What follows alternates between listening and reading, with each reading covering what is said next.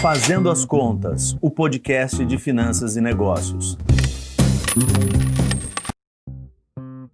Olá pessoal, sou o professor Ricardo Azenha e a conversa de hoje é sobre a importância do planejamento. Bem, eu escolhi esse tema para conversar com vocês justamente pela situação que nós estamos vivendo hoje, dessa pandemia que pegou todo mundo aí de calças curtas, não é mesmo?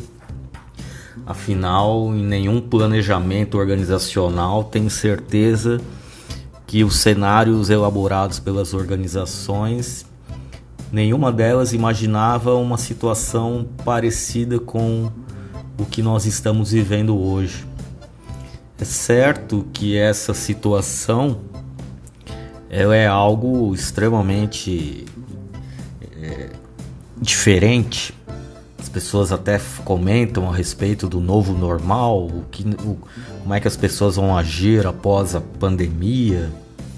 Mas no caso do Brasil em específico, é importante nós lembrarmos que nós sabíamos que isso poderia acontecer e que muito provavelmente iria acontecer, haja visto o que estava ocorrendo na China e pouco depois na Europa e mais gravemente na Itália. Nós acompanhamos ali muito de perto o drama dos italianos, depois a Espanha, enfim, nós estávamos acompanhando isso e havia uma grande certeza de que realmente iria chegar no Brasil.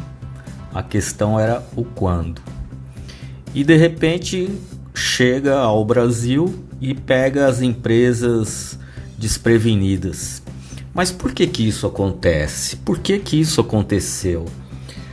Muito do que eu posso imaginar, e aí eu preciso dizer que é uma percepção minha, é a falta da cultura do planejamento que está no dia a dia do brasileiro. O brasileiro não tem essa cultura de planejar, tendo em vista a história política, social e econômica do país, que durante muitos anos viveu sobre crises financeiras e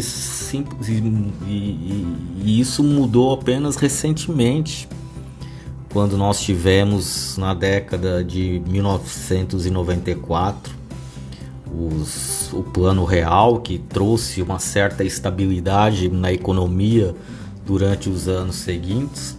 E a questão aqui não é discutir a política nem a economia desses anos, a questão é que o Brasil pôde durante algum tempo respirar economicamente mais aliviado, o que permitia fazer planejamentos de longo prazo.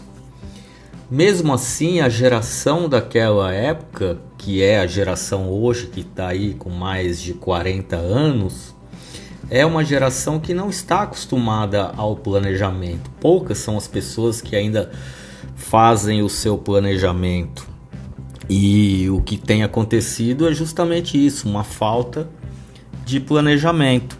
A geração mais nova, são as pessoas com menos de 39 anos, ainda puderam ter desenvolvido essa cultura, mas pelo fato dos mais velhos não fazerem, eu acredito que os mais novos também, a grande maioria, acabou sendo influenciado dessa forma negativa. Então o que nós temos é uma falta de planejamento. E isso a gente vê no próprio exercício político do país, a falta de planejamento dos gestores públicos, que é uma coisa, chega a ser arrepiante. De qualquer forma, nós temos ensinado muito. Todas as minhas aulas eu falo muito, aliás, é um dos princípios da administração, o planejamento, organização, direção e controle. Você não consegue colocar uma empresa em funcionamento sem um mínimo de planejamento. O grande problema que eu quero dizer, na verdade, não está nem no planejamento em si, porque a maioria das empresas não faz o planejamento aquele planejamento mais voltado a longo prazo, que é o planejamento que trabalha com os cenários de continuidade, cenários otimistas ou cenários pessimistas. O planejamento que essas pequenas empresas fazem normalmente é: eu tenho uma receita para entrar, essa grana vai entrar, o que eu vou gastar com esse dinheiro?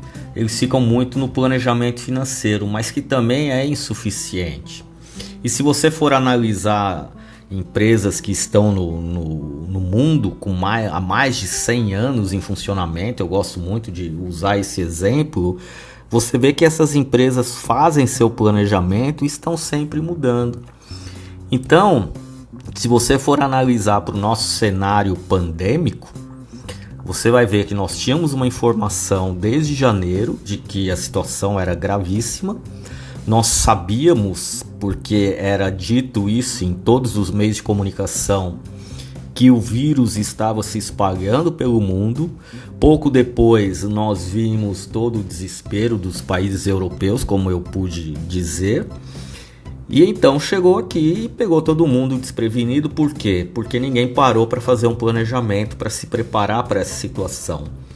Porque o lockdown, e não foi o caso, em muitas cidades do Brasil, o que se teve foi alguma paralisação, e algumas ainda se encontram, as escolas principalmente fechadas, e isso pegou, todo mundo desprevenido. Por quê? Porque não se prepararam.